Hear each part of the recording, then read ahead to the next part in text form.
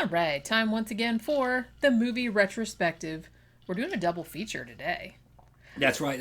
We're going to commemorate the beginning of the Satanic Panic. It was movies like these that actually started the Satanic Panic. This is what brought it up, where everybody thought that there were satanic cults everywhere.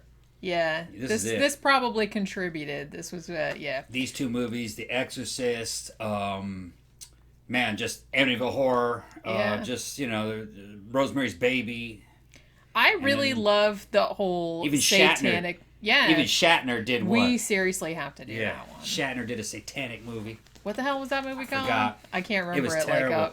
It was fun in a cheesy way, and you got to see Ernest Borgnine wearing a goat head. That's right. So I have to watch it again. I didn't really watch it that closely. I just remember rolling my eyes at it. But John Travolta was in it too, but you wouldn't recognize him unless you were looking for him. I didn't see Shatner's one back in the day. I saw that one just more recently. Yeah. So I'd have to get into that 70s mood to see it in its context. But these two movies here actually are real good ones. Yeah. They're good ones, good forgotten ones. And they're both on Shudder right now. Yeah, and that's why we decided to do both of them, because I'm like, hey, these are both from the 70s.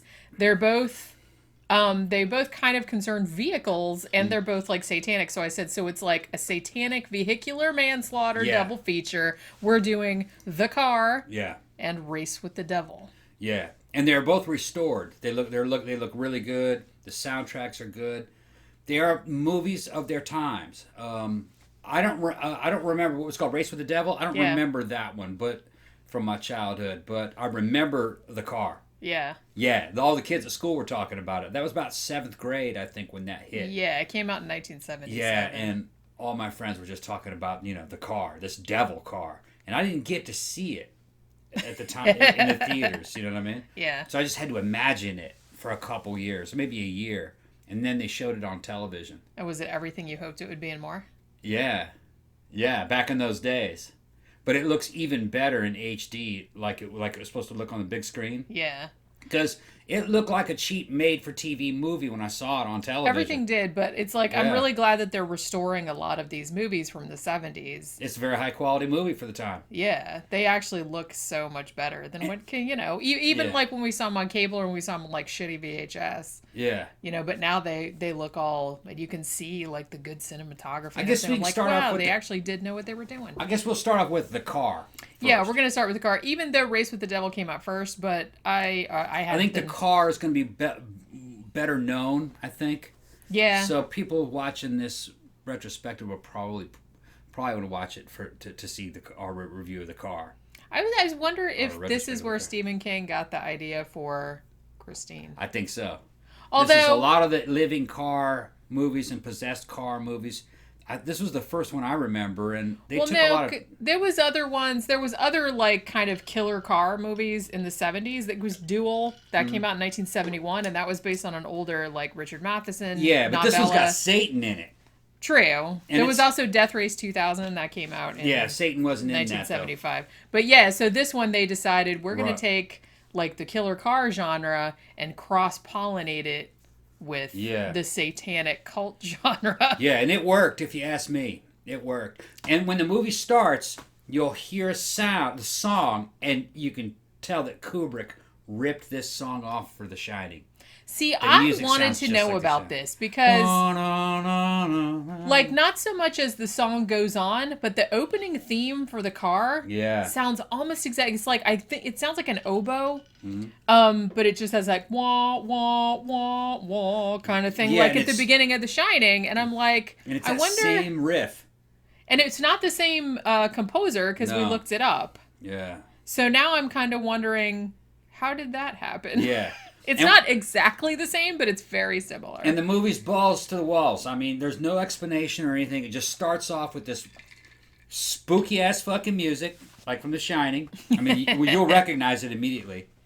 Car coming out of the damn tunnel, running over a cute girl within the first few minutes. And a boy gets... And a boy, yeah, he got to see it too. He doesn't run over it. Him necessarily, but it kind of pushes him. They're on bicycles and they're riding along. So this was filmed, it looked like in California, Utah, somewhere like that. Yeah, California, I'd say. Yeah, parts of I think parts of it were filmed in Utah too. Yeah. But Yeah, so that's how it opens up. It's like No explanation. These two like all American kids are like, you know, all good looking, and we're riding a bike down some like remote mountain road, and it's really pretty, like the beautiful scenery. And all of a sudden, this fucking car, which is like, I think it's a Lincoln Continental, but it's. I looked it up. I don't think it was. It was heavily modified. Yeah, it's super modded. They widened it. They removed. They Frenched in the bumpers, put different bumpers on it. Lowered the top. They dropped the top. And they put like matte paint on it. It's matte like black matte paint, black. No door handles, no outer controls. It's just for the day it was a fucking wicked looking car. Yeah. It wasn't a muscle car. It was like a two-door luxury car. Wikipedia says that it was a modified 1971 Lincoln Continental Mark III. Okay, so it wasn't. And that they actually made 4 of them. Yeah, because they wrecked some of them. Because they wrecked 3 of them, and then one of them was like for close-ups. Yeah, and you could see it happen, and sometimes, they'd bash in the front of it, doing an endo, drive it too fast on a bumpy road. I saw the nose dig in one time and bend the bumper into an angle, and then in the next shot it was repaired again. Yeah. But they were breaking those cars. Well, yeah, that's why they had to have so many. So like I said, they had 4 of them like modded out. One of them they didn't wreck, and I think it's in a private collection somewhere. The other 3 they did wreck them, so they're wrecked. Yeah. But yeah, so it was a Lincoln Continental that they subbed out. So somebody's running around running people over for no good reason, and the local cops get involved, and it's kind of like a California desert area, like in the outside the Sierra Nevadas. The Sierra Nevadas are actually very deserty, And I used to go there as a kid.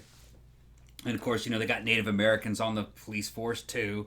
And there are so many people. I don't know how big this town is. I don't remember what town it's supposed to be. There are so many cops in this town. Yeah, well, that's about normal. With I guess shifts, so. The different shifts, and there's probably about 20 Because I was like, I liked that about this movie, because I said, a lot of movies from the 70s, especially if it's set in like kind of a small town. Yeah, it's like 2 cops, and it's like, oh man, there's like all these murders, we don't know what to do. Yeah. But this actually showed there was like a dozen cops, man.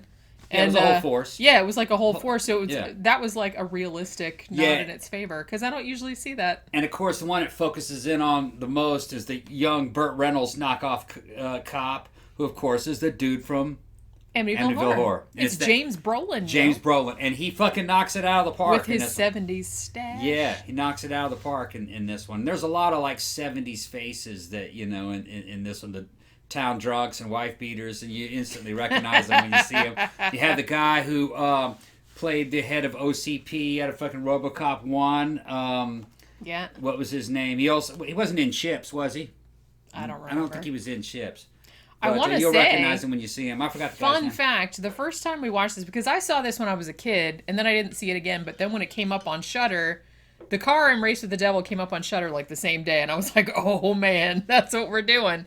So I'm watching it. The first time I rewatched it, the little girl that's in it, because James Brolin is in it, and he has 2 daughters, and I guess he's like a widower, or he's divorced or something like that, but he has custody of his 2 daughters.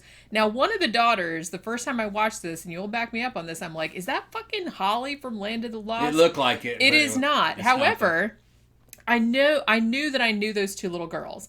Now, those 2 little girls, I looked this shit up, are sisters in real life. Their names are Kim and Kyle Richards. Now, Kyle, who I think was the older one, she was in Halloween. She was also in Eaten Alive, the Tobe Hooper movie. And she had a recurring role on Little House on the Prairie, which is probably, I recognized her from that or from Halloween. Yeah. Now, Kim, who I think is the younger one, no, she was the older one. I recognized her from Escape from Witch Mountain. She was also in Assault on Precinct 13. She was the one. Yeah, she was the little girl that the gang members by the ice cream truck that they shot. Oh, okay. Yeah, that was her. All right. She's a lot younger in that one, though. Yeah. Now, fun fact, those 2 sisters are now on Real Housewives of Beverly Hills. Fun. Which you wouldn't really recognize, because I knew that I knew them from somewhere when I saw it. And at first I thought, that's the chick from Land of the Lost, right? I'm like, God, where have I seen her? Yeah. But yeah, so Escape from Witch Mountain was where I knew the one from. But I had seen the other one in Halloween and stuff like that. So fun fact. But yeah. But this movie's a good movie. The tone of the movie, there's something about this movie that kind of reminds me of Gargoyles. Remember the movie Gargoyles? Yeah. The execution's a lot better. And it doesn't rely on gargoyle costumes or anything. It relies on this car. The car is the monster. Yeah. And it's paranormal, and it can do a lot of cool shit. It can ram through a house 6 feet off the ground, so it can kind of jump itself. Yeah. It can teleport. It can silently appear in your garage when your back is turned. It does a lot of cool shit. And, you know, there's... When I was a kid, it used to trip me out because they were always trying to look into the car, and there's a scene where the door pops open, and Brolin can look in, and he sees something. Remember that? Yeah. And, you know, you want to know what the devil looks like. They'd never show it to you. And if it's- somebody asks him later on, what'd you see? And he goes, nothing. I didn't see nothing. Yeah. Now, you don't know The thing about it, though, is that an interesting thing about this car, and maybe this was done for budgetary reasons, but they never...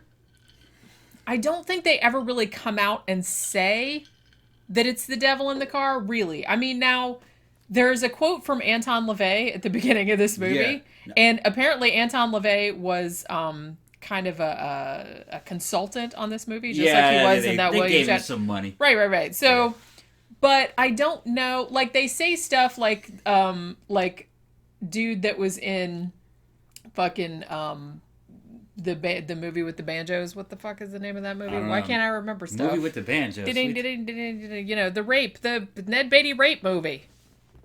What's the name of it? Oh, you're talking about Squeal Like a Pig? Yeah. Yeah, what's the name of that one? Shit. Now you got me forgetting about it. Yeah. I haven't even drunk that much, and I can't fucking remember shit. It doesn't matter. Whatever. Deliverance. Thank you. God damn, I'm getting old. It sucks, folks. It's that mad cow disease. That's what we were talking about on the other show. Your brain's fried. It's a touch of the mad cow. Yeah. But yeah, so dude from Deliverance. Now he says that he figures out that the car can't go on hallowed ground, and they start to suspect that there's something supernatural going on because, like, they shoot at it and it doesn't make any dents or it doesn't flatten the tires. You know what I mean? Just shit like that. The car also knows things it can't know. Like, it knows where people live. It knows where people are at any time. It's a spiritual force. It can teleport. Yeah. Brolin walked into his... Although it doesn't do it all the time. Brolin walked into his garage. The garage door was shut. He goes up to... I forgot what he's getting. He got something out of the tool bench. Yeah. Turned around and the car's there. Ta-da! And he's like, oh, shit. And his wife's like, what is it? And he's like, go away, you know, shut the door, leave. He's like, what is it? And he just says, go. Because back in the 70s, when something was wrong, you didn't tell a woman. Yeah. You just went, go. You just, Everyone just left us in the dark about everything. Yeah, we didn't know what the fuck was going on. No one would tell us shit. It's funny, man, because Brolin's walking around in that damn mustache and that cop outfit, you know, and he's walking around tough as nails, you know what I mean? Like a Burt Reynolds. And he takes his shirt off, and a motherfucker got the arms like that. 70s was a different era. You could just act like a badass and get away with it back in the 70s. Yeah, we were talking about that when we were watching this movie. That was pre-Arnold Schwarzenegger. Well, it was kind of like... and I think we might have mentioned this, too, when we were talking about Charlton Heston. Yeah. You know what I mean? And we were talking about him in, like... Yeah, the Hess was not... Yeah. Yeah, so it's like they're all, like, walking around with their shirts off in, like, the 70s, and everyone's like... Yeah, throwing their weight around like they were massive 350-pound giants. You know what I mean? It's like dudes had arms that just, you know, like that, you know? It's kind of funny how the standards... Well, like I said, all you had to Arnold do... Schwarzenegger changed the world. When he showed up, people were like, oh, okay. Oh, well, okay. Yeah, We're going back to the... Yeah, that dude there... I guess we're not he changed the game. After all. He changed the game. Well, like I said, all you had to do was kind of act like it. You just had to act tough. You had to talk tough. Yeah. And it worked. Like, it flew. Like, in the 70s, people were like, oh, yeah, I suppose so. Yeah, because Arnold wasn't around. Yeah, that's true. As soon as they saw that, they were like, oh, okay. Although, you know who I'm gonna pull this out of my back pocket. He was around during that time. Charles Bronson. Even though he wasn't a tall guy, he was in real good shape in some of those movies. Yeah. Charles Bronson probably 5'5", actually. Yeah. But I wouldn't fuck with him. He was in real good shape in some of those movies. Yeah. But, you know. Anyway, let's get back to... Although, honestly, I always liked James Brolin. I like him in Amityville Horror. He's a cool guy, yeah. And I like him in this, too. And he's, you know, I also like his son, who has obviously been in a shit ton of movies also, including No Country for Old Men, which was a fucking rad movie. But I can see what you're saying. It's like, and I kind of love him in this because just his, like, facial expression when he turns around and the fucking car is there. And it's like, what? what? It's like it's kind of like the same facial expression as when he looks up and sees like the human pig. It was in an era the where window in it was an era where guys grew beards and mustaches and were real serious and real hard boiled, but they didn't really have to physically fight anybody. And if they did, they weren't very big. Well, that was just kind of like, in the second movie, was it Peter Fonda? Yeah. Peter Fonda. Yeah, we'll get to that. We'll get to Peter Fonda was a scrawny son of a bitch too. Well, he had a rifle, so. What's that? He had a rifle in that movie, yeah, so he didn't need to be. He didn't need to punch people in the face because he had a rifle. But but yeah, I really like this. It's the movie. Great Equalizer. Now it is the devil. It starts off with the devil. Spoiler alert. Yeah, it's the devil. I mean, you never see him. Or some kind of a demon has infested the car. I don't think. Like I said, they don't make that. You do see it. Well, you see it at the very end. You see it at the very end. It looks like a snake, right? The face of a serpent. Yeah. Which, they're talking about Satan. And you see it in the flames, when they just destroy the car. But that was one of the cool things. I'm not going to spoil everything. You should. Just go This ahead. movie's pretty old. It's old, 1977. They blow the car up. Dude, I was 5 when this came out. They blow the car up in midair and collapse an entire ridge because... See, there was a wife beater who had a bunch of dynamite, and he was kind of... She's laughing. Did you ever think you would hear that sentence? He's a wife beater, had a bunch of dynamite. Yeah, he is a wife beater at the beginning. Yeah. But he redeems himself He redeems at the himself end. Because he had a bunch of dynamite. It's kind of 70s logic. They're like, and he's got dynamite and we need that shit. Yeah, and they blow down an entire mountain. Well, I guess not really a mountain ridge, but a ridge line down in a crater. Like a canyon. Like in a canyon. They collapse a canyon on the car when it's flying up through the air in midair. And the canyon comes down and it's metal as hellfire flies up. It's fucking heavy metal as shit. And then you see the face of this damn serpent spitting fire. And you go, they finally got it. But then real cool, flash to Detroit. You see the fucking wheels of that car Although going I think down. It's supposed to be L.A. It's Detroit because it had the fucking the GM. Yeah. The GM building was there. It's just like driving down the street going, I survived, bitches. I'm the devil. Yeah. You can't kill me by blowing me up. Yeah, so it respawns. It respawned back in Detroit. Which makes more sense because, like I said, I was reading the Wikipedia breakdown and it said that some cuts of the film, now some cuts apparently don't have that. Apparently some cuts of the film just end with the explosion. And I love the shot of like all the surviving cops because the car kills like half the fucking force. But at the end where they do the big explosion and everything and they're all like, ah! And then they all see like the demon face in the flames. Yeah. They're just all like, what the fuck? Did you see that? No, I didn't see that. Whatever. And then I guess like some cuts of the film end there. But the cut we saw, and I presume the cut that's on Blu-ray or whatever that they've restored, actually has another little scene where with the credits rolling over it that shows the car perfectly fine and like tooling down the street. Yeah. Because like evil never dies. Man. Yeah, the car had some badass aluminum wheels on it, aftermarket aluminum wheels. They're like solid drag wheels with holes in it. And when you see the car, the car is pretty cool. Yeah. For a '70s car. So it's just a 70s custom car. They widened that car by a foot at least. Doesn't like James Brolin's girlfriend in this movie calls the car a what? An upside down bathtub? Is that what she calls it? Yeah, she called it an upside down bathtub. There are some. Can we talk about? There's some hot 70s girls in this too. All skinny and skanky with big boobs and shit. Fucking awesome. I was like looking. I could not get over because and I say this like every time. Because I grew up in the 70s. I remember like these clothes and stuff like that. It was a sexual time. I say this every time I watch a movie from the 70s. It's like, how the fuck did they get into those pants? How did they breathe? 70s was another era. And I wear corsets on a regular basis. How did they get into those fucking pants? I couldn't get into those pants. 70s was another era. I mean, 70s was a time. You had to be like core skinny. 70s was a time when like one of the top #1 groupies was a 13-year-old girl named Maddox. Yeah. You ever heard of her? Yeah. She didn't look 13, but she was 13. Yeah. And that was like 73.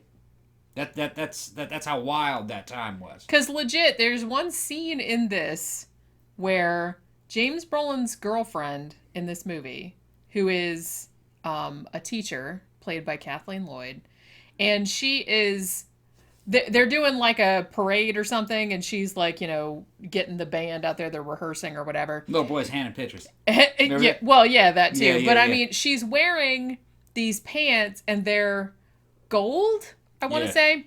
But the pants in the 70s, like I said, it would only work on like Kokor skinny people. Like, I don't see how a person with any hips or any weight on them whatsoever would be able to wear them. Cocaine's a hell of a drug. It is, but because they come up to your waist, which, why?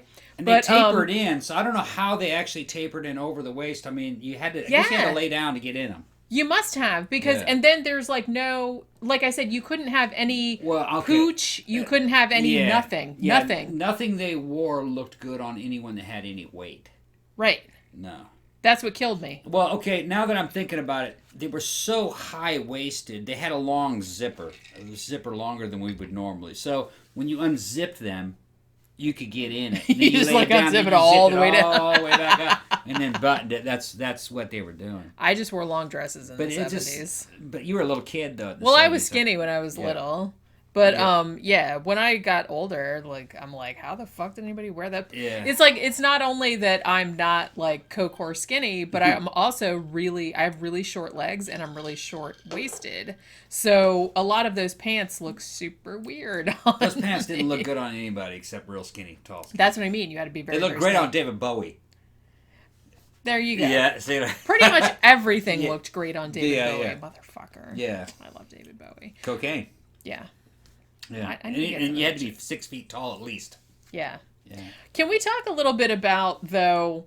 Okay, now, this movie... I love this movie, but it's 70s cheesy. It is cheesy as fuck. And honestly... James Brolin is good in it. Like, all the cops and stuff are good in it. Yeah, they did. Yeah. And honestly, like I said, they actually had an actual police force that was like, I don't remember how many cops there were, but there were like a dozen at least. Yeah. And they were like, there was some Native American ones. There was black guy. So it was very like progressive. Or I was like, look at that. No, it's all like multi-culty. That's just the way California was. I'm just saying that's kind of cool. That's the way California was in the 70s. And there were so many of them, of cops. Like I said, it wasn't like small town that's just like one cop. Maybe they wanted so many cops just so they could kill off a bunch of them and still have some left. Well, okay. Because a bunch of the cops did get killed off. The cops had to be the main characters because somebody had to fight the car. Mm-hmm. So whose responsibility would that fall on? It would fall on the cops. So, Because even like the police chief gets run over. So the cops are kind of serving as the red shirts, or you know what I mean? Or the soldiers. That's what I'm saying. That's why they had to have so many. And they all had their own characters, kind of like in the way the crew of the Nostromo from Alien 1 were all very good characters. They all had their own, their own motivations and stuff. I love that movie too. But this was a good movie. It was a movie of its time, and there was a lot of 60s influence in the filming of it. You could tell the cinematography was kind of 60s. I have to say though that but it was a good movie. What I was gonna say was that some of the characters, and particularly, I'm going to say James Brolin's girlfriend, who's the teacher, and also the guy with the trombone. Yeah, on the side of the road. On the side of the road, like outside the wife beater's house. There's this dude that gets killed. He's trying to be funny, and I don't know who thought that was funny. It's just, it doesn't come across as like offensive. It just comes across as like, what? Yeah. It was a different... I think what the deal... And I lived through the 70s. I still don't know. I think whoever was directing it or whoever wrote the script or something was trying to emulate youth culture of the time, and they didn't really know youth culture of the time. Yeah. So they were trying to be like those cool, hip kids. But they didn't know what the fuck they were talking about. Yeah, he's just sounded like very artificial. It's like, here's this random kid trying that's to like be funny, and it's not he's funny. Like sitting out in the middle of nowhere on what is clearly like it's sort of like a dirt road or like a dead end street in front of like the wife beater's house, and there's no other houses, there's no other nothing. Yeah, and he's talking about the girls that are gonna pick him up, who he's fantasizing, gonna go go skiing down in Veracruz or some shit like that. And then later on, he's talking about shoving the wife beater says, "I'm gonna shove that trombone up your ass. You're gonna be farting music for it." And he goes, "Oh, farting music." And he's going on. And then he's like, "Wow, what a great idea!" And he goes off on that. Maybe he was supposed to be like on acid or something. No, I just think it was just a poorly written character. And I have to say too that I've seen Kathleen Lloyd in some other things, but she is like totally goofy in this movie. Yeah. It's like, especially in the one scene where, because what happens is they realize that there's this car. They don't at first know that it's like supernatural or nothing, but like they know that there's this car going around like running people over. So they're like, hey, you know, might want to not do that band practice like outside like you were planning on doing like for the parade. Right. And the teacher's like, oh, please, can't we please do it? He's like, well, maybe just do it later. And she was like, okay, so they do it. And then, of course, the car shows up and starts chasing them all. And then they all run up into the hills and they run into this cemetery, which is hallowed ground. But they didn't know that it was supernatural at the time. So they're all like hunkering down behind the tombstones. And they're just all like, why isn't the car coming in here? And the car is just like sitting out there like, you know, revving its engine like it's mad that it can't get in there. And then Kathleen Lloyd's character, she like gets out of the front and then she starts like taunting it. Yeah. But the taunts were very strange. It's like, I can't really... It's like they were trying to keep it PG. Yeah, exactly. She wasn't swearing at it. She was just like making these really weird... Yeah. They were trying to get around swearing somehow. Yeah, it really did seem like that. So it did seem like she was just kind of out there goofy, like, look at you in your upside down bathtub, and why don't you come out here, blah, blah, blah. And she was like that. You're just a jerk.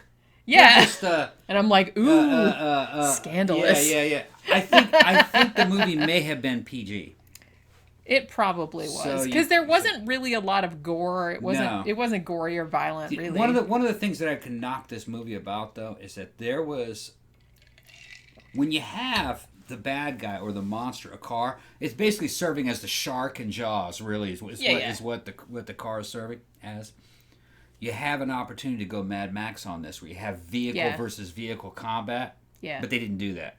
No. It would have cost too much. They did that in Race with the Devil. They did it with Race with the Devil. We're going to get to Race with the Devil in a minute. Race with the Devil kind of reminded me a lot of Mad Max 1. It did. There's a lot of, but with Satanists.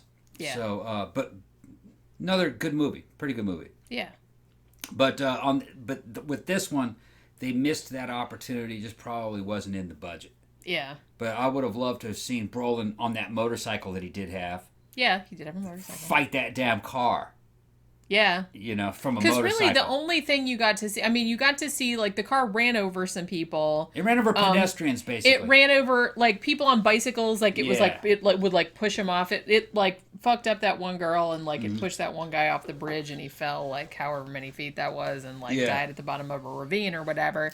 But you didn't get to see it, like, really engaged in combat with other cars. It's like it was chasing other cars. It was running over people that were in the road. Or at one point, like, spoiler alert, James Brolin's girlfriend gets killed because she was the one that was out there in the cemetery going, bring it, bitch, blah, blah, blah, and, like, stuff. She gets killed in her living room. Yeah, so then she's on the phone going, I think I hear the engine. I'm really scared. She's on the phone with James Brolin and the car goes, beach, and then it goes, right like, through the wall. And it goes flying through the house. Right through the living room. And smushes her. It gets her. It's pretty awesome, I have to say. Yeah. But like I said, it is kind of cheesy, so there's like some weird, but if you're into like that cheesy 70s thing, I think you will get a lot of enjoyment out of it. It's kind of movie that you put on, you know what I mean, you get in bed, you turn the lights off, you start drinking, and you just... like we do. and just relax and have a good time. Don't read into it. You try to transport yourself back to another time of the 70s. Yeah. Into a more innocent time before CG and expensive effects. And it's fun to like kind of MST3K or Rip Tricks on that motherfucker also. I don't know how younger people really would, but you know, Gen X could relate to the nostalgia of this type of movie. Yeah. Because you know, we were maybe 7, 8 when this came out. Yeah. What year was this again? 77. Yeah, so I was 7. I was 5 when this came out. Okay. So I saw it like probably a 7 few or 8 years later. I probably saw it when I was like 9 or 10, I'm thinking. Because I think I saw it on cable, pay channel, something like that. At school, all the boys were talking about it. They loved this movie. Like I said, I can't remember when the Book of Christine came out. I feel like that was probably in the early 80s. But I feel like Stephen King although Duel was probably a bigger influence, I would think. Yeah. Even though I'm pretty sure he wasn't like satanic or nothing. He was just like, you never saw him. It was just like a trucker, you just saw his arm. This movie kind of reminds me of a hybrid of Duel and Gargoyles. And, you know what I mean? And maybe, because Brolin's in it, maybe like, you know, Amityville Horror. Yeah. With a little bit of Satan sprinkled on top. Yeah. But I'm saying that there was nothing in the car, I thought. Because didn't that other Native American woman, when she was talking to the Native American cop, and then the other girl that worked in there, she said, yeah, said that she saw in there and there wasn't a driver. Yeah. So the car well, was the empty. car itself was a demon of some sort. Yeah. I believe. I wonder why. It's like they don't really explain why the car just turned up in this town and started running people over for because the devil. That was 70s logic, man. Because the devil was bored one day and he's like, I'm going to fuck with these people for no reason. Brolin was shooting at the car with a .357 Magnum revolver. Yeah. And he didn't see any damage. Yeah. He walked up on it and the window rolled down a little bit and I think the door opened. And he looked in there and they showed just Brolin's face. And he's like, whoa. And then it shut and then the car took off again. No, the door actually went poop and knocked him down. Oh, yeah, that's right. And then it took off, right? Yeah. And they asked him what he saw. And he goes, nothing. I didn't see nothing. Yeah. So I guess there's nothing in the car. Yeah, it's because that's what that lady said. Right. She said that she'd seen inside the car and there was nothing in there. Yeah. So that's the thing. The car itself was actually some kind of a demon. Yeah. Which I guess, like I said, the devil has a lot of time on his hands. So, Well, I don't know if it's the devil. It might just be a demon. It looked like a serpent from It's the like flames. a demon in training. It's a demon, yeah. That was his first. It's a possessed car. The devil is telling the little trainee demons, it's like, all right, you take this town over here, just turn into something scary and go fuck those people up. That's the same shit from what? Christine and Maximum Overdrive? Wasn't that a possessed car too? Maximum Overdrive? Yeah, possessed truck? Yeah. Well, no, Maximum Overdrive was possessed everything. Possessed every every car and pretty much every mechanical device. Because even Coke machines and shit were you know what I mean? Whereas Christine was possessed but by a dude. Yeah. Yeah. So it wasn't like a daemon. Right. It was just possessed by a guy that had owned the car that was a shithead. So you want to get on the other one now? Yeah. Now let's talk about Race with the Devil, another in our vehicular manslaughter double feature. Yeah, now, all-star cast. Yeah, this one came out in 1975. Peter Fonda is in this. Warren Oates is in this. Loretta Swit is in this. Yeah. The whole time we were watching it, every time she did something, I'm like, Hot Lips, no! Yeah. So, that was a MASH reference for all you young people. So they don't know what you're talking about. No. Well, I would hope that people know what I'm talking about. That was a good show. Yeah, and she was, it's funny that when you go back and you look at Loretta Swit, you realize how young she was. Yeah. Yeah. Yeah. So this one is more... Now, I have to say, of the two movies, this one is less cheesy. I mean, it's still cheesy because it's the 70s, but I like this one a little bit better just because from a movie-making standpoint, it's a more, tense experience. There's more characters in it. It's a more complicated story. And it's more it has that paranoia thing going on, like Rosemary's Baby, where it's the satanic cult and they're everywhere and you don't know who to trust and shit like that. Whole town's taken over by Satan. Yeah, so I like that. Kind of like Children of the Corn in a certain way, but it's adult. Yeah. So I like that aspect to it because it makes it creepier because... you can imagine yourself being in that same situation and then you're like, fuck, man, I can't even pull over and get a flat tire fixed. And is this dude a Satanist too? You know what I mean? Yeah. It's like that. Two couples, they're from another area. I think they're from LA, well, aren't they? No, they're from San Antonio. San Antonio? They own the two guys, they own a motorcycle. Yeah, they're motorcycle dealership. They're motorcycle guys. Yeah, racing dirt bikes. Yeah. And so they decide that... there's also an older guy, younger guy dynamic. This too, between the two guys. There's one guy, because Warren Oates is older and he's Peter in Fonda's his early 50s and the other guy's in his 30s. So, I'm talking about, I used to be as fast as you when I was young. That's the shit we do, an older guy's going to start to lord over the younger guys, Yeah, well, that, back when I was young, I was faster than you were. I was cooler than you. So yeah. So even though I need a hip replacement. Yeah, I got more money than you. It's that. Yeah, it's cool flick. Yeah, so what they decide to do, so they own a motorcycle dealership, and at the beginning of the movie, they decide they're going to take their wives. They bought a big fancy RV, and they're actually heading toward Aspen, Colorado. Yeah. But they're going to drive there in their RV, so they're going to have to stop and camp along the way. Yeah, and the RV takes you back to the 70s too, with all the damn carpeting and all the drapes and shit, and how cheap all that shit used to look.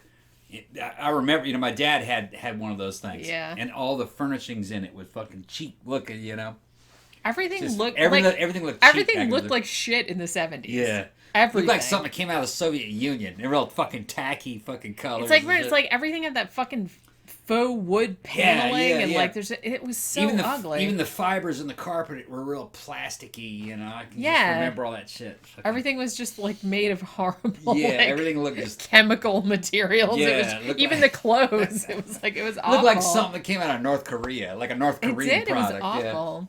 But yet, well, we talked about this too, because when I rewatched the movie, because I actually watched this twice for the show, but I was like, the funny thing about it is that I feel like the RV, which was Vogue, right? Because Vogue, I said, Vogue, like the Madonna song. I'll remember that. But I was like, Vogue and Suzuki must have had a lot to do with this movie. Yeah, did they like pay for product placement? Like because there are a couple scenes. It's not super distracting or super obvious, but there's a couple of scenes where, you know, like another couple like comes in and is like, "Ooh, check this out! Like it's got this, that, and the other. Oh, it's got a microwave. It's got like a you know what I mean." They were demoing the damn RV. Right? Oh, look at this, and then look at all the storage we have here. Oh yeah, you know. Right? It was like that. So I was sitting there going, did this RV company like pay for a fucking plug in Fucking this? right they did. I'm pretty sure they And I think they were did. fucking, I think Suzuki had a lot to do with it too. Oh, these bikes are so fast nowadays, you know. Boy, they sure are reliable and dependable, you know, Suzuki's.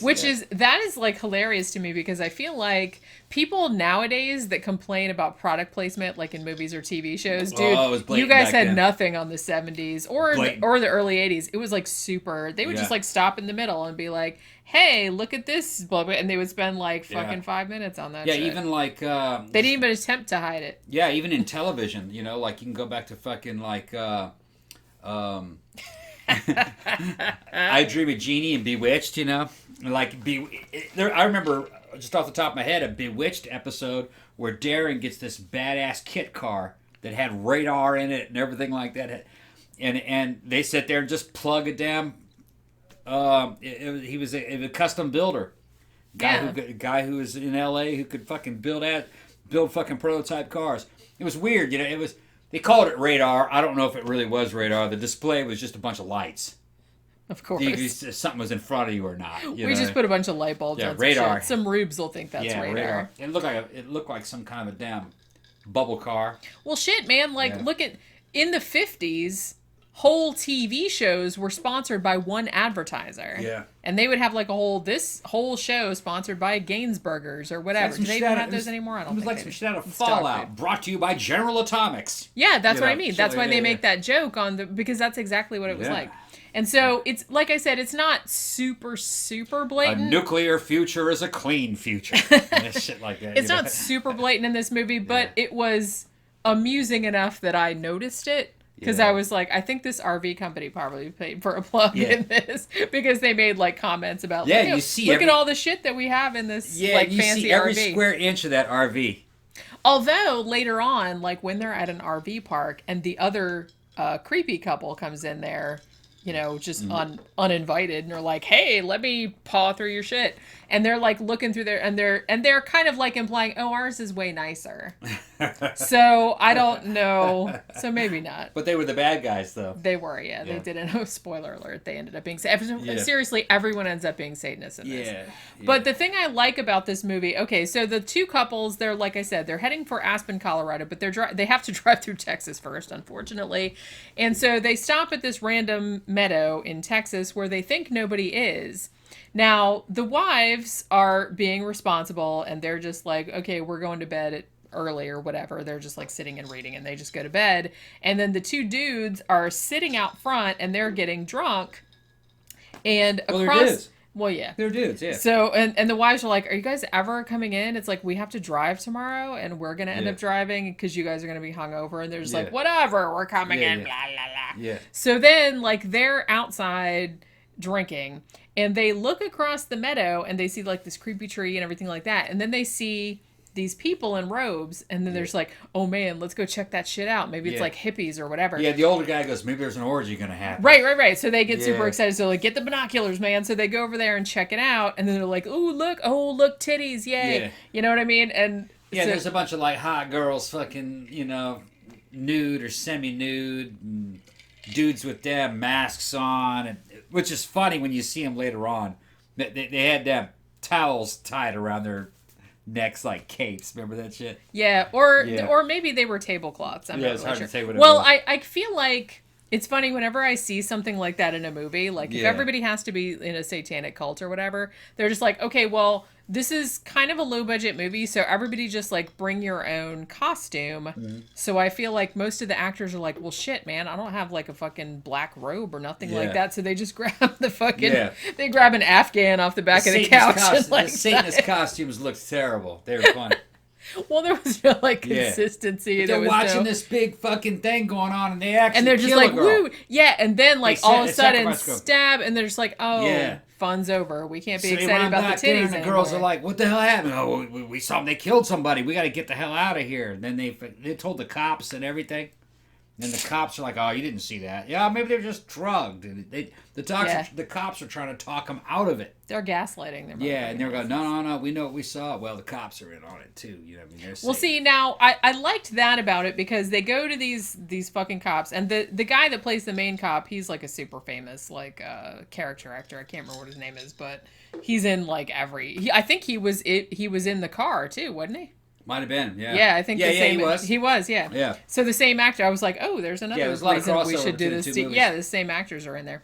So they go to the cop, and the cop's just kind of like, okay, well, we're gonna go out there and see where it happened and blah blah blah. So they go out to the site like the following day when the sun's up, and then there's blood on the ground. He's like, yeah, but that could be this, that, and the other thing. That might not be human blood. It could be animal blood. And there's like a dead wolf like hanging from it, or a dog or whatever, like hanging from a tree. And they're like, okay, well, that's weird, right? And they're just like, whatever, you guys and your drugs and whatever. Yeah. And like I said, they're just totally gaslighting them. So Peter Fonda, even though Skinny Peter Fonda, he doesn't tell the other people what he's doing, but he's like, when the cops have their back turned, he like scoops up like a bunch of the blood, and he's like, I'm gonna take this to like a real city, Amarillo, and he's like, I'm gonna take it to a lab, and I'm gonna have them analyze if this is human blood. We're like reporting this shit because he did not trust the cops immediately, because afterward he said, when we were driving out to the site where that sacrifice happened,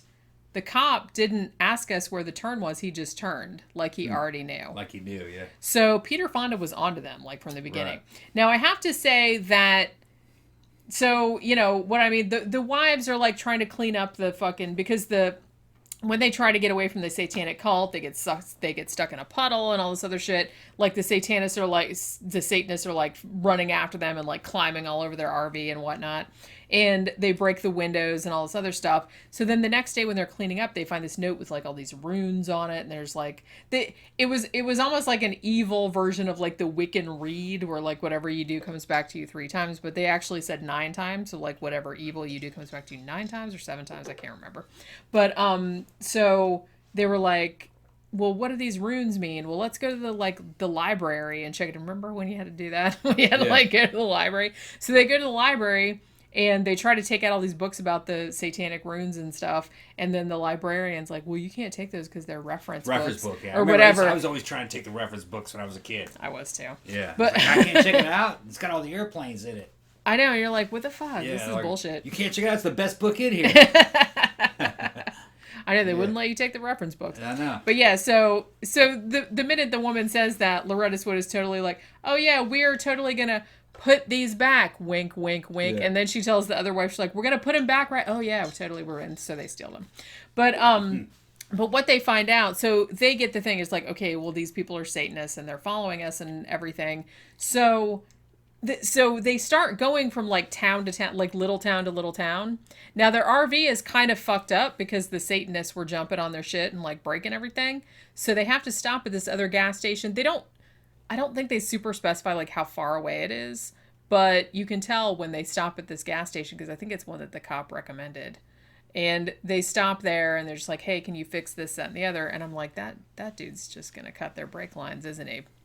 And he does. Mm-hmm. But, and then like they keep going, like, cause they know how to like fix the RV themselves. So they do that like farther down the line, but I don't know how far they're going because eventually they almost get to Amarillo. So I don't know how far it was from, I don't know how far, I'm not from Texas. I don't know how far it is from San Antonio to Amarillo, but they're driving and they keep going through these little towns. And, like, everybody in these fucking towns is a Satanist. Yeah, I mean, when this was going on, I was asking Jenny, I was like, well, how big is this Satanist colony? Everybody knows It seemed like it was going on for a long time. You said, well, they hadn't been driving. It was the same day. They weren't driving any more than one day. Yeah, it wasn't like a long...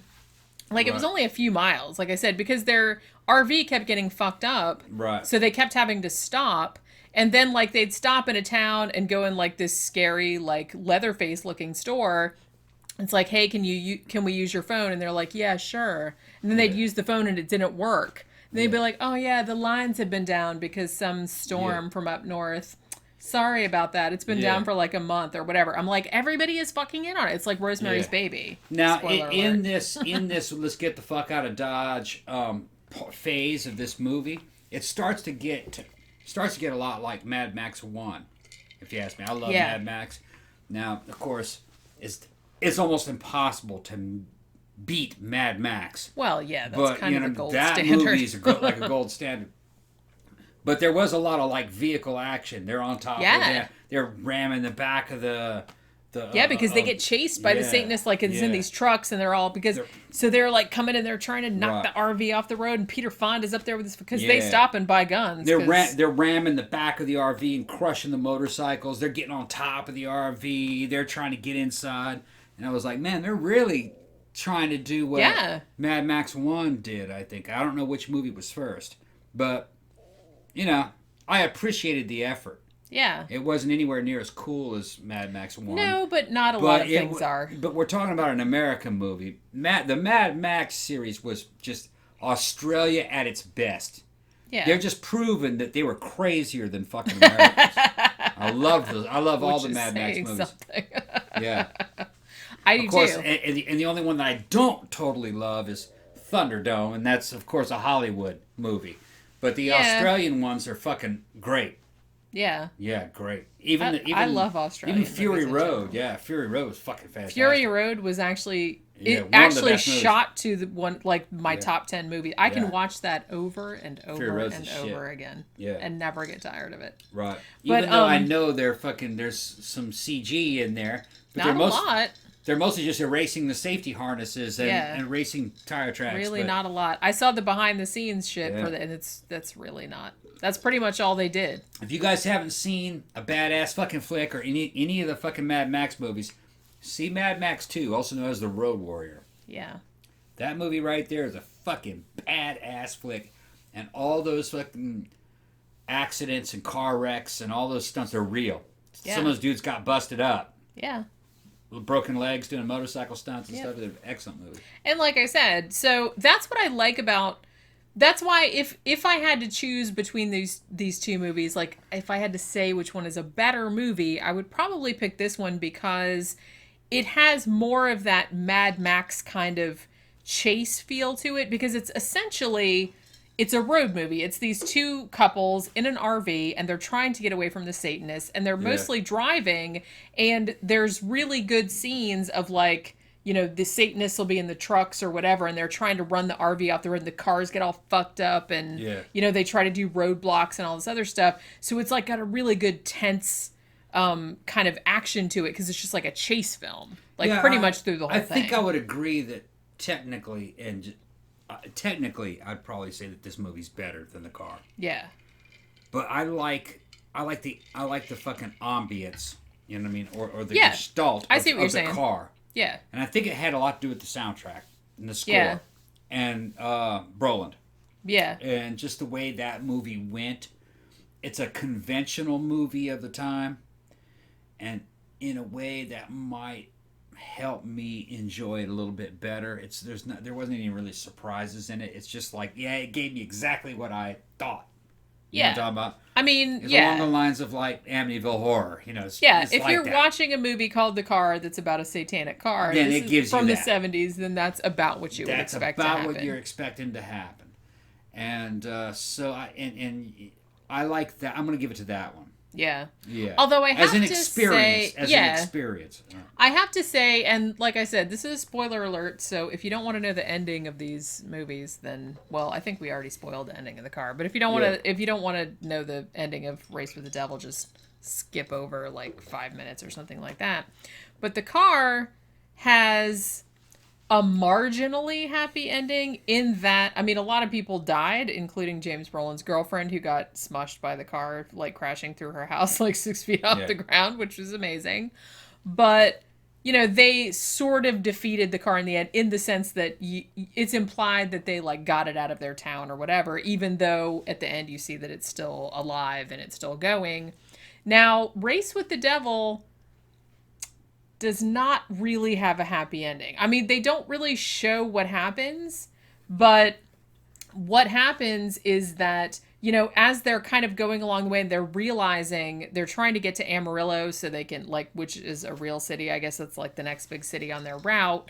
And they're trying to get there and get the blood to the, you know, lab or whatever and, like, report it to the police, because obviously everyone behind them is Satanists. So they're trying to get there, but when they stop at this one particular place, you know, and they think, oh, we almost made it. Like, we can hear a radio station from Amarillo, so we're almost there.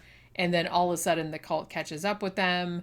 You know, there's flames around the, you know, there's a big, like, fire ring, like, around their RV, and, like, all the Satanists come out them. And you can see, like, everybody that has been, like, that weird couple that came in their RV and, like, looked into all their shit and, like, took them out to this horrible country western bar that I would never step foot in for. And I'm like, yeah, that's hell, all right. You should have known immediately. But yeah, it's like, and they're all getting in fights and whatnot. But so those people, the cop, like, everybody comes out and they're just like, oh, they're all Satanists. And you assume they're going to get killed, because what the fuck are they going to do? It's like they have 2 rifles, but they're going to run out of ammo before they shoot all the Satanists. So you assume that the 2 couples get sacrificed by the Satanists. I mean, that's pretty much what I thought was the end of that. So that actually has, like, a sad ending. Also, a dog gets killed. Yeah, it does. He gets hung from a door, actually. That upset me probably more than it should have. And you know what I mean? It's funny because I can watch horror movies where people get killed all day long, and it's not that I don't care. It's just kind of like, oh, a person got killed. But man, you kill a dog or a cat in a movie, I'm just like, why? Why did you do that? I'm gonna give it to the car. Yeah. I'm gonna give it to the car. Like, the tone of the movie, it delivered. Like you said, if you want to see a movie about a satanic car, a 70s flick, it delivers. Yeah, it's like proto-Christine. It gives you everything that you're expecting, and the ending and everything, this way it ended, I'm like, yeah, there you go. Yeah, they blew the shit up. There you go. And then, with the wife beater. I just liked the fucking tone of that movie. We didn't go into the wife beater thing when we were talking about the car. We'll let them go into that shit. There's a dude in that movie in the car who was beating his wife. Yeah. But it all turned out okay because he had dynamite. And that's what and the cops needed it, so they let him out of jail. That's right. It's 70s morality. Although, I have to say, I kind of like, even though he kind of got redeemed at the end, I did like the way they treated, like, his wife, because she, you know, she gets brought into the police station because her face is all busted up and everything. And he's trying to help her. Yeah. You know what I mean? He's like, please, will you please press charges this time? Well, yeah, because she was afraid that he would kill her, because that's what happened. Right. But yeah, so I liked that they did that. Yeah. But so that had a sort of, the car has more of a marginally happy ending because, like I said, you feel like they defeated it at least temporarily. I think what was supposed to happen Race with the Devil does not have a happy ending. I think what was supposed to happen with the wife beater character is that because he had the dynamite and he went out there and fought the devil car, all right, and put his ass on the line, that was the atonement.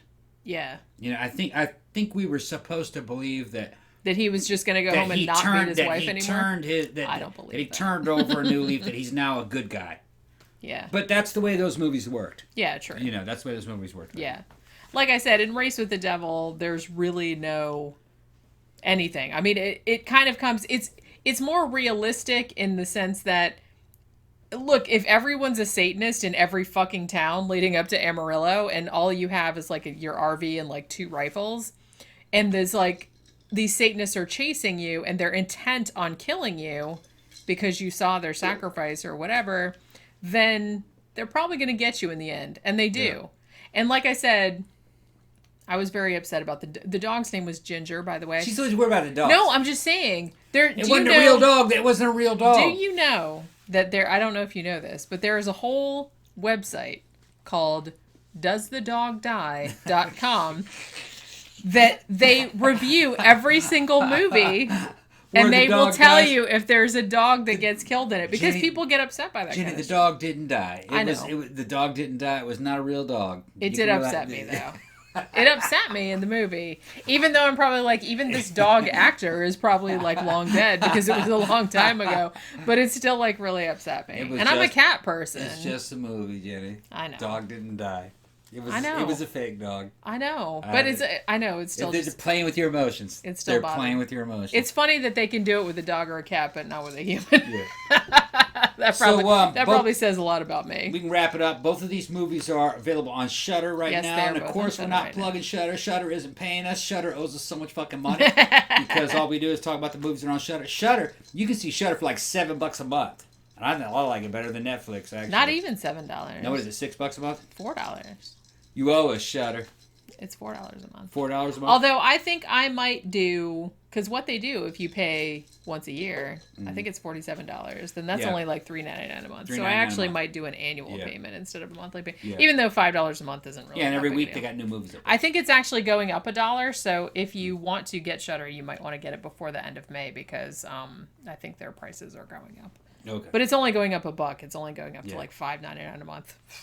All right, we can wrap it up. I mean, But yeah, like I said, check these two out. If you like satanic movies from the 70s, which I do, I love that shit. If you like vehicular type of movies, car chase type of movies, you'll like that too. Probably Race with the Devil better. But, I ain't gonna fight over it. You're not gonna... I ain't gonna fight over it. I'm gonna say the car was better. The car was kind of like the satanic version of Jaws. Yeah, that's okay.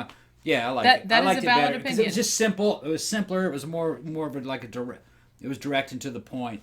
Yeah, I'm just saying I liked Race with the Devil better because it was more like tension and there was more like the whole paranoia thing because everyone was in on it. What I liked about which freaks me out. What I liked about that one is that it had elements of Mad Max in it. Mm-hmm. So I'm going to give it that. It was good. That too. They fucked up a lot of cars. Yeah, it was good. Maybe had I saw it earlier when I was younger, maybe I would have had like a greater affinity for it. Yeah. But, I can go, I've seen the car a long time ago, so I already kind of favored it. Holy shit, I just remembered the name of that fucking William Shatner movie, The Devil's Reign. Oh, yeah, that's right. God fucking damn it. It took me the whole show to remember the name. Well, we got to see that again, and we'll do a show on that one, too. I want to do a show on that. Like I said, there's probably the only movie in the history of movies that have fucking Ernest Borgnine and a goat head. And it's a pretty good goat head, Shatner movie. And Anton LaVey's in it, too. Yeah, that's right. Even he's just like in the background. Man, Anton LaVey would be in anything back in the 70s. He's like, yeah, I'll be a consultant on your movie. Put me in that shit. He's a pussy. But that's what he would do. So, we'll have to do The Devil's Reign, too. But, go check out these two movies. The Car and... What's the other one called? Race with the Devil. I forgot what the other one was. You're not that drunk. No, I know. My brain's not working. I've been working all day.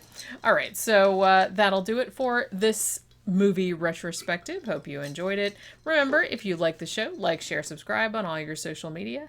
If you would like to financially support the show, it would be much appreciated. You can go to our Patreon page, patreon.com/13o'clockpodcast, or go to our blog, 13o'clockpodcast.wordpress.com, and there is a little button in the sidebar to a PayPal account if you'd like to give a one-time donation. Remember that our movie retrospectives come out every Friday, our regular episodes come out every Tuesday, and our 13 o'clock matinee, which is 3 new movies in the theater, comes out every Sunday, so check them out if you haven't already, and that will do it for this episode. We will see you next time. Bye.